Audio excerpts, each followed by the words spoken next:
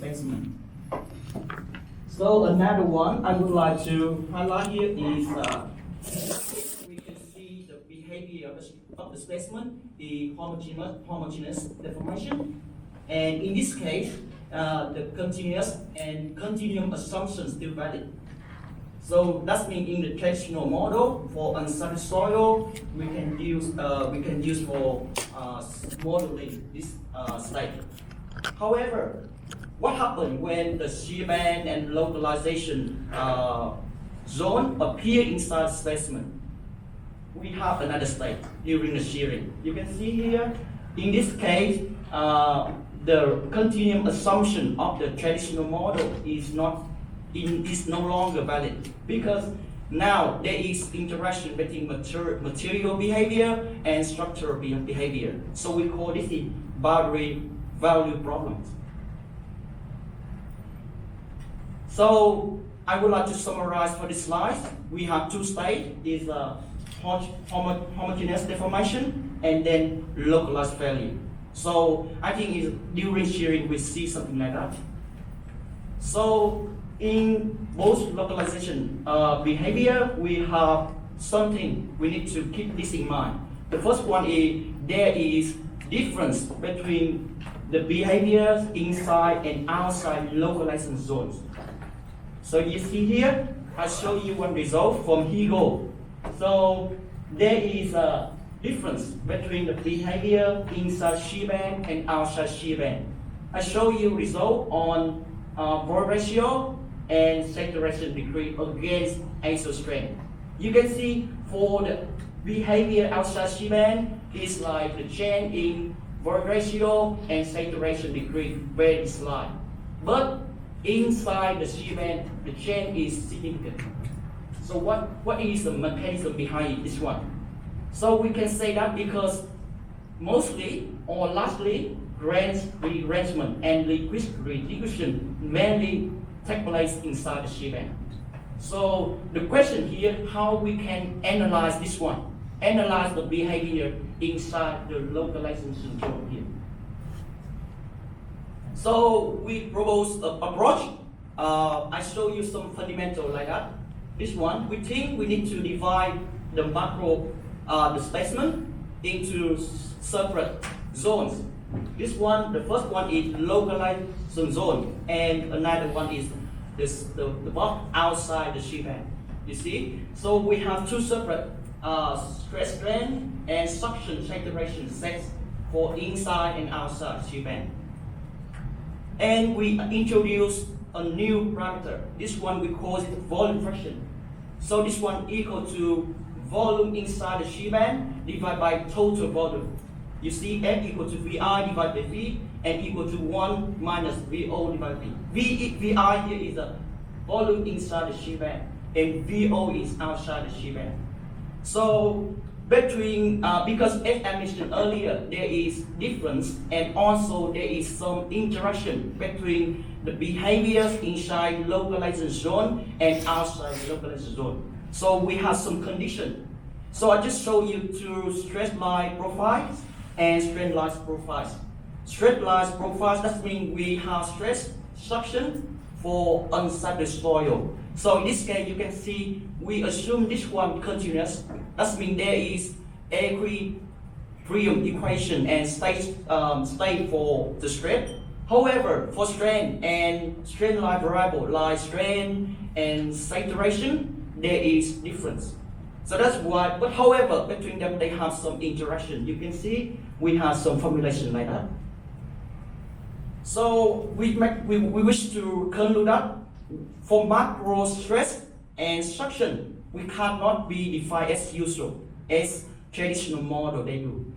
Okay, so again, I would like to highlight again about transition between the pre-localization and post-localization. You can see in this one, before the localization zone appear inside specimen, the behavior of material is homogeneous. So in this case, the traditional model or continuous assumptions still valid. That's why we can have the model a single stress, single strain, single suction, and single saturation for this one. So in this case, we just use classical causative relationship for this one. However, when the bifurcation, after bifurcation, that means when the localized failure appear or onset within specimen, I think we need to do something. We need to do some treatment like that. We need to have two separate behaviors, inside and outside shear band. And you can see we provide some equation and condition to replicate, to decrease the difference and interaction between the behavior inside and outside localization zone here. So as a result, we have some equation and we can get some equation for the behavior outside and the behavior inside the localization zone here. So you see, I just want to define here is strain, volume strain, saturation degree, and volumetric water content. I show you this one. This one we can see, this one is volumetric strain, shear strain, saturation degree. This one we define volumetric water content. This one, the red one for the outside, and the blue one for inside. You can see here, we have the F here. F here we defined earlier. This one is volume fraction to define the effects of the localized failure on the behavior. So this one is like, we use this one for some analysis of behavior in both localization. So the question is how to get stress, strain, and suction saturation. Because for unstable soil, we have stress, strain is mechanical behavior, and suction saturation is hydraulic behavior. So how to get stress, strain, suction, saturation inside the localization zone. So I would like to show you a flow chart like that. So because we use some testing result from the lab, but we think this one is like macro behavior only. So based on the volume, average quantities. So we have the input, some input like strain. I'll just show you here. This one strain. We have in the lab we have axial strain, we have volume strain, saturation degree, volumetric water content, shear stress, and suction. This at the macro scale. Macro scale. But the question is how to get the variable and quantities for inside and outside behavior in the case of both localization behavior. So I just show you a flow chart like that. Given some equation I showed you earlier, the first one, because we firstly during the shearing, the material is in pre-localization state. So in this case, the material is homogeneous. So we just have the single stress and single strain, single suction and single saturation. So we can use elastic behavior to get some parameter for elastic stiffness. This one, the rho, E, and KH for elastic stiffness. So when we have this one, we assume the bifurcation at the peak of stress. Here, you see, because normally for bifurcation, we see some in the testing, normally at the peak of stress bifurcation, when the shear band appear inside the specimen. So given we know some parameter here, we use stress equilibrium equation to get stress inside and outside shear band. You can see here, and this one equal to the macro strain. Macro stress, this delta B and delta Q is a macro stress, black one. And given we know some geometrical properties, when the shear band appear inside specimen, you see here, we can estimate F. So because we know the volume inside shear band and we know the volume of the macro one, we can estimate F. And then we use some equation as we mentioned earlier in the last slide to get strain of the strain and the saturation outside shear band and the strain and the saturation and volumetric saturation inside shear band. You can see here two equations. So they are dependent on macro quantities, and you see here this one is volume fraction. Volume fraction is to describe the site dependent behavior in the case of both localization behavior. So I would like to summarize for you is like how to get the behavior, mesoscale behavior when we know macro behavior. So this one you see is macros, macro scale, what we observe in the testing. So we use the macro quantities, this one. Yeah, we have some quantity that one. And we can get some parameter like that, rho, E, H, and F, and then we can get the outside behavior. And then even we know the macro behavior, and we know is the behavior outside shebang, we can get the inside shebang. So given some follow chart and equation I showed you earlier, I wish to show you some result. This one is a one test result. So this one, the black line is macro one. What we measure at the boundary of the specimen in the testing. And the question is how it resolve for the behavior inside and outside shebang. Inside here and outside here. So we do some analysis for that. So you see this one, it's macro, and macro. But after bifurcation at the peak of stress, you see there is difference between the behaviors between inside and outside. So for the outside, because we assume it's elastic behavior and it's unloading one. So for this one is like inelastic behavior. So this one loading. So, but if we plot the stress, strain and saturation degree against macro axis strain, we can see here. Because we assume there is equilibrium space between stress, so that's why you see the stress for inside, outside, and macro coincide the same.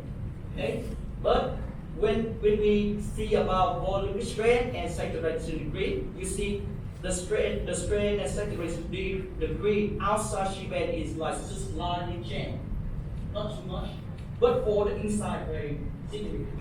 This one to describe the mechanism like the macro chain, like for example retrenchment and liquid redistribution, mainly inside the shebang. So this one to describe to confirm the inelastic behavior in both localization, mainly governed by something inside shebang. So once we have some result like that, so what happened next? So we think is this one should be useful for us to develop some theoretical model, theory approach. So this one is one theoretical model we develop is about unstable soil, but this one for inside shebang. You see, we have two relationship. This one is mechanical behavior. This one suction saturation relationship to describe the hybrid behavior.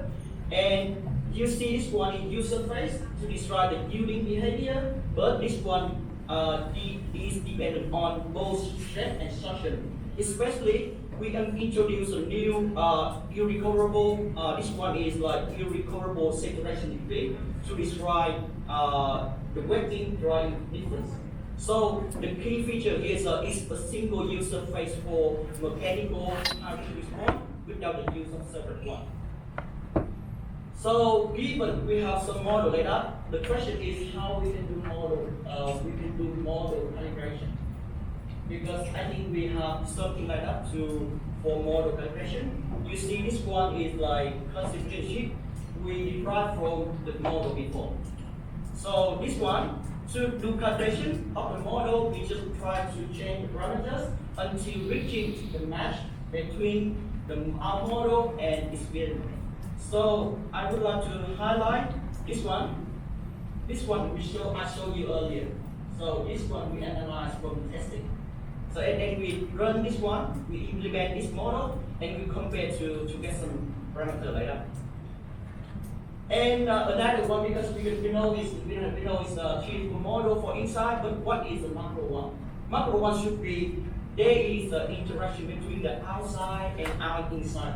You see? So we have some condition, constraint, equation here, and at the end we get the macro relationship. And at the end we need to do validation.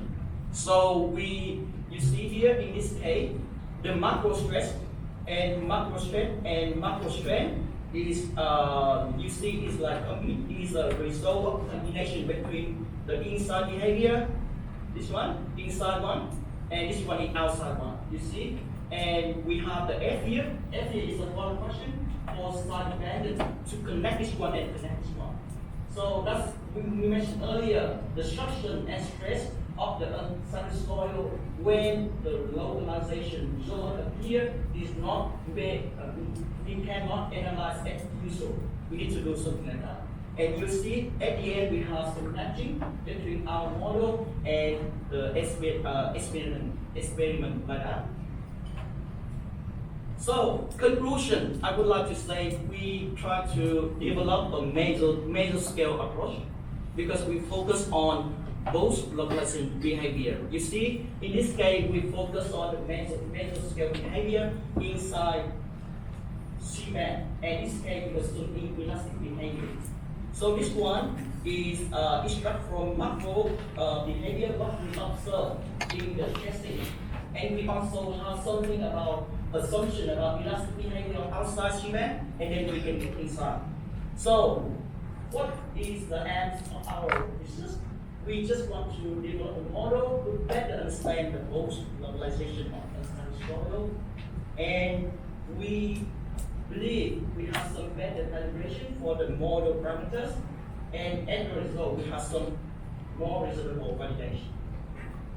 So, in our opinion, it's all models are wrong because we need to use assumption. Maybe some assumption is not correct, some assumption is correct, but I think some of them may be useful for industry, for the field, and we hope we are among some of the useful for the field. Thank you for your attention today.